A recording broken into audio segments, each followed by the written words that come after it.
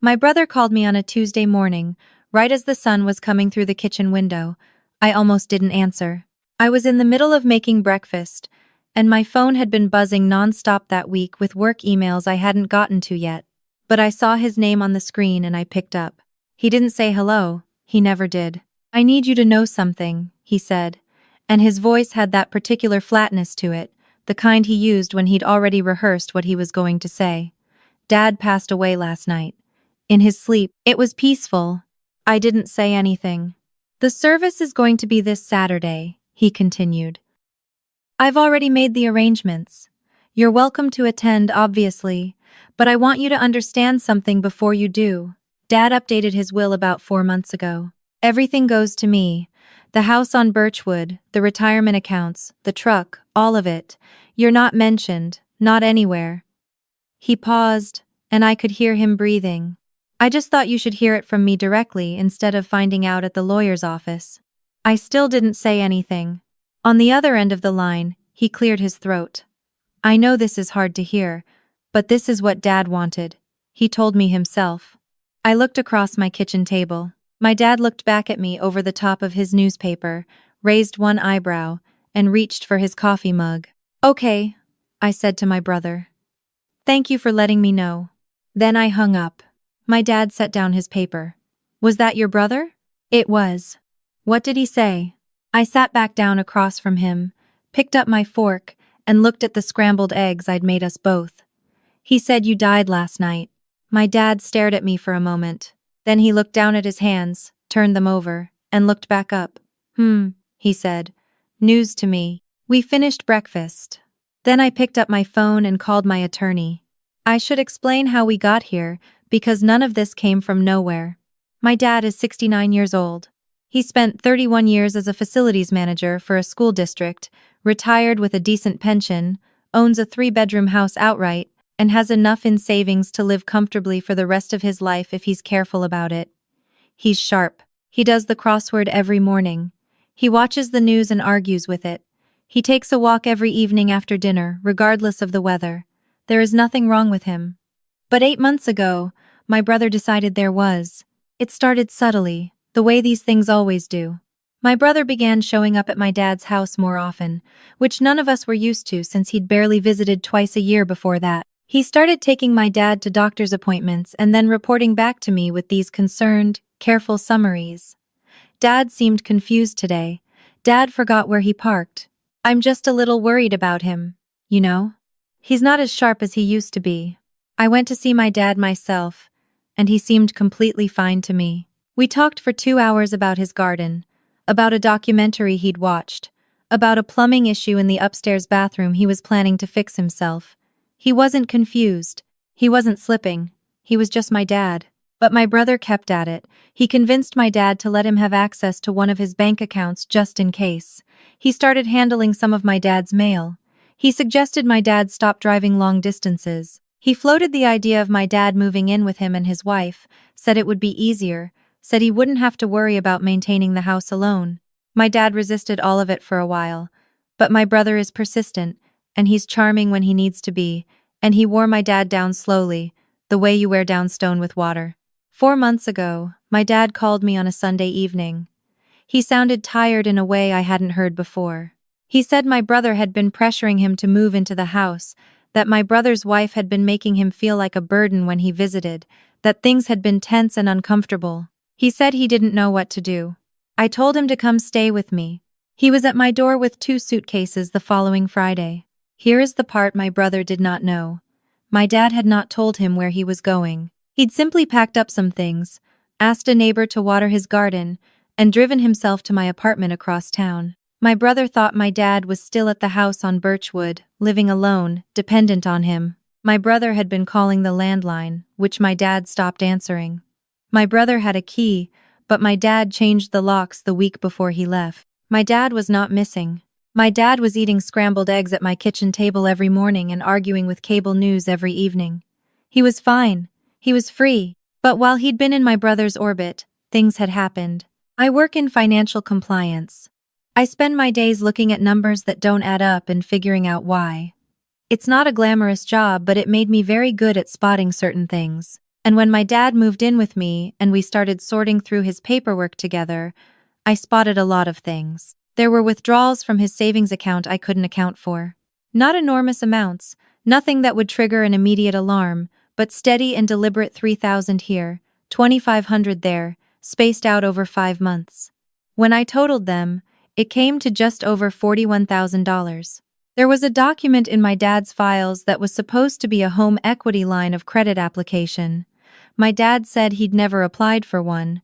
His signature was on the bottom of it. There was a change of address form on file with his bank that had redirected his monthly statements to a P.O. box my dad didn't recognize. I photographed all of it. I made copies. I organized everything by date and type in a folder that I kept locked in my desk drawer at work. I didn't say anything to my brother. I didn't say anything to my dad beyond asking careful questions to fill in the timeline. I just kept documenting, because I'd learned a long time ago that when you find irregularities, you don't confront anyone until you know exactly what you're dealing with. I brought everything to my attorney 6 weeks after my dad moved in. She listened carefully, looked through the copies, and referred me to a colleague of hers who specialized in elder financial abuse. That attorney, a woman named Patricia, who spoke very quietly and moved very fast, filed a protective order on my dad's behalf, opened an investigation with the state attorney's office, and helped my dad execute a new, properly witnessed and notarized will that superseded any other version that might exist. She also helped my dad file what's called an affidavit of life, a legally notarized document confirming he was alive, of sound mind, and had not been coerced into any financial decisions or legal documents. We had 2 witnesses and a notary present. It took 45 minutes. My dad signed it with the same steady hand he used to sign my permission slips when I was in school. Then we waited. I need to tell you honestly that the waiting was the hardest part. Because I knew what my brother was planning and I couldn't say anything about it to anyone. I had to go to my cousin's birthday dinner and smile at him across the table. I had to answer his occasional texts about Dad's condition with vague, measured responses. I had to watch him perform the role of concerned son for an audience of relatives who had no idea what was actually happening. My dad handled it better than I did. He'd been in the military before he started working for the school district, 22 years, and he had a stillness about him in difficult situations that I'd always admired and never fully inherited. He drank his coffee, and read his crossword, and went on his evening walks, and said very little about my brother, beyond the occasional quiet observation. He always wanted things to be easier than they were, he told me once, near the end. Even as a boy, he hated working for anything. I thought about that a lot in the weeks that followed. My brother had been planning his version of events for longer than I'd realized. Once the investigation got going, the full picture started to come together. The withdrawals from the savings account were traced back to an online account my brother had opened in my dad's name using my dad's social security number and a scanned copy of his driver's license. He'd been moving money into it in small enough increments to avoid triggering automatic fraud alerts, then withdrawing it through an ATM 2 towns over. The home equity application was a forgery. The notary who'd signed off on it was someone my brother had gone to high school with, a man who'd lost his CPA license 3 years earlier for reasons that were now becoming clearer. The will my brother had mentioned on the phone, the one leaving everything to him, turned out to be real, in the sense that it was a physical document with my dad's signature on it. But the signature didn't match my dad's actual signature on file with his bank and with his previous attorney. It was close. It was careful, but it wasn't right. My dad had a very particular way of writing the loop in the D of his last name, something he'd done the same way his entire adult life. The signature on the new will didn't have it. When investigators asked my dad directly if he had signed a new will with my brother, he said no. When they showed him the document, he looked at the signature for a long moment and then looked up and said, "That's not my handwriting." My brother had been preparing for the funeral the same way he'd been preparing everything else, carefully, incrementally, convinced that no one was paying close enough attention to stop him. He'd contacted a funeral home. He'd drafted an obituary. He'd sent quiet notifications to a handful of family members about a small, private memorial service he was planning for that Saturday. He had not counted on the fact that my dad was alive, documented, legally protected, and had an attorney who had already been in contact with law enforcement for 3 weeks. He had also not counted on me. I got dressed that Saturday morning in the same careful, deliberate way I got dressed for work. I wore my gray blazer and my good shoes. I ate breakfast with my dad, who was quieter than usual but steady. Before I left, he stood up from the table and put his hand on my shoulder, and I stood there for a moment and let him, because sometimes that's enough. You don't have to come, I told him. I know, he said, but I'm going to. We drove together. I parked down the street from the venue my brother had rented, a small event hall attached to a church that my family had no real connection to. Chosen, I assumed, because no one there would ask questions. There were maybe 30 people inside when we arrived. Relatives. Friends of my brother's. A few people I recognized from my dad's old neighborhood who had clearly been told something terrible had happened and had come to pay their respects. My dad and I stood outside for a moment. Through the glass doors, I could see a framed photograph of my dad on a small table, surrounded by white flowers. That's a nice photo, my dad said. It is, I said. Patricia was already inside, with 2 investigators from the state attorney's office. We'd coordinated the timing carefully. We weren't going to make a scene. We weren't going to do anything dramatic. We were just going to walk in. So we did. I pushed open the door and my dad walked in beside me.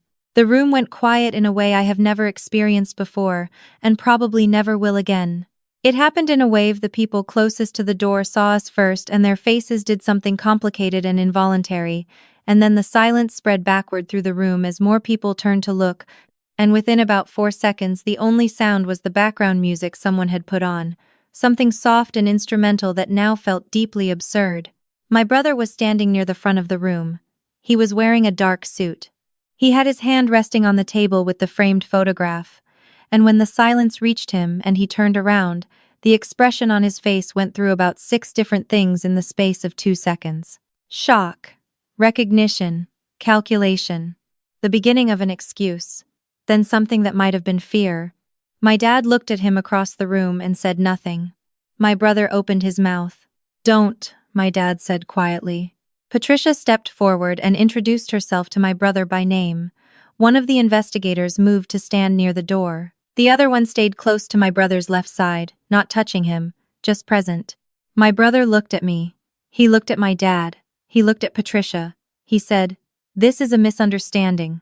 Patricia said she understood, and that he would have the opportunity to explain everything, and that right now they needed him to come with them and answer some questions. He didn't make a scene. I'll give him that. He straightened his jacket and he looked once more at my dad, and then he walked out with the investigators. His wife, who had been sitting in the front row, stood up and watched him go and didn't say anything at all. I stood in the middle of that room with my dad and looked at the photograph of him on the table, surrounded by white flowers, and I felt something loosen in my chest that I hadn't even known was tight. One of my aunts made a sound that was somewhere between a gasp and a laugh. Someone in the back of the room started crying. My dad's old neighbor from Birchwood pushed through the crowd and grabbed my dad by both arms and said his name twice and then hugged him, and my dad patted her on the back and said, "I'm all right, Connie. I'm all right." The charges came down 3 weeks later. Elder financial exploitation, forgery, identity theft, fraud, unauthorized use of financial accounts, filing a false death notification. The notary who had signed the forged will was separately charged with notarial fraud and falsifying legal documents. My brother's attorney argued that the financial transfers had been authorized, that my dad had consented, that there had been a misunderstanding about the will. The state had $41,000 in documented unauthorized withdrawals, a forged signature confirmed by 2 independent handwriting analysts, and a fraudulent death notification filed with a funeral home. My dad sat in a conference room with investigators for 2 hours and answered every question they asked him in his clear, careful, crossword-doing voice.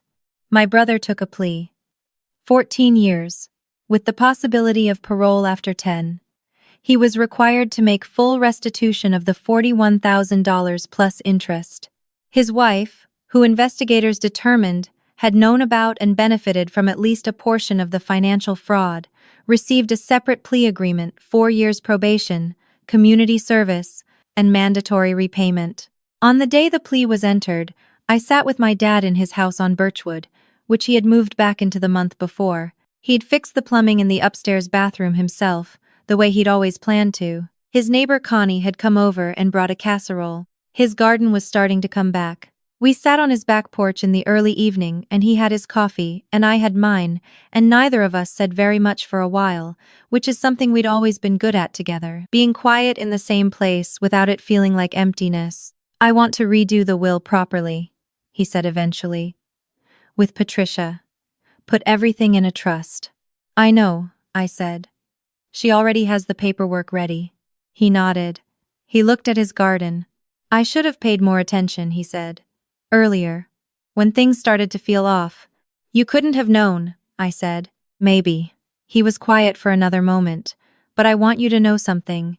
Even before all this, before any of this happened, I always knew the difference between the two of you." He looked at me. I always knew. I didn't say anything.